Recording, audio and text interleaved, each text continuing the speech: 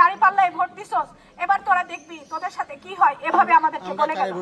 আমরা কারে ভোট দিছি সে কিভাবে জানে আমরা কারে ভোট দিলাম, বাট ওরা বলছে তোরাই দাঁড়িপাল্লায় ভোট দিছস এবং আমাদের প্রার্থীকে তোরা ইয়া করতে দেস নাই, এগুলো বলে কালকে মারছে আমাদেরকে।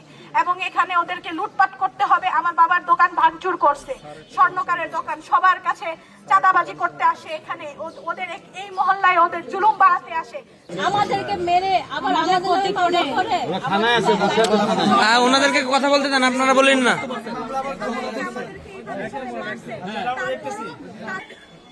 সন্ত্রাসীর কোনো রাজনৈতিক পরিচয় নাই,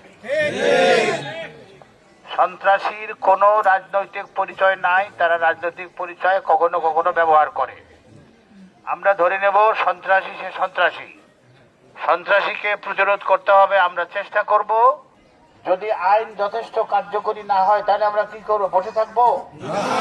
আমরা বসে থাকবো না। আমাদের সমস্যা আমরা সমাধান করব, আমরা প্রতিরোধ গড়ে তুলব। কাজেই আপনাদের পাড়া, আপনাদের মহল্লা, আপনাদের ব্যবসা প্রতিষ্ঠান, নিশ্চয় আপনাদের সমিতি আছে, আপনারা সংঘবদ্ধ থাকুন, আমাকে পাশে পাবেন। আমার নির্বাচনী প্রতিশ্রুতি ছিল যে আমি জনগণকে সঙ্গে নিয়ে মাদক, সন্ত্রাস, চাঁদাবাজি এগুলো নির্মূল করব এবং এটা আমাদেরকে নির্মূল করতেই হবে। আমরা কম খাই বেশি খাই সেটা বড় সমস্যা নয়।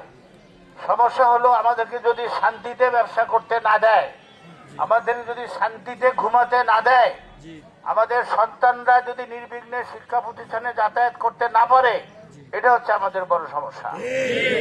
রাস্তা ভাঙা থাকলেও আমাদের বড় সমস্যা না, আমরা ওর মধ্যে দিয়ে হাঁটবো, কিন্তু আমরা শান্তিতে ব্যবসা করতে চাই।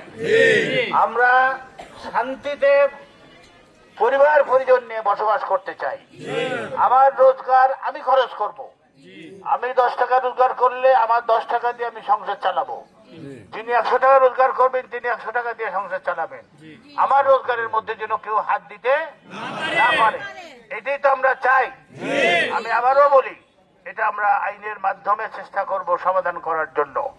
কিন্তু আইন যদি দ্রুত সমাধান না দেয় তাহলে আমরা আমাদের নিজেদের ব্যবস্থা নিজেরাই নেব।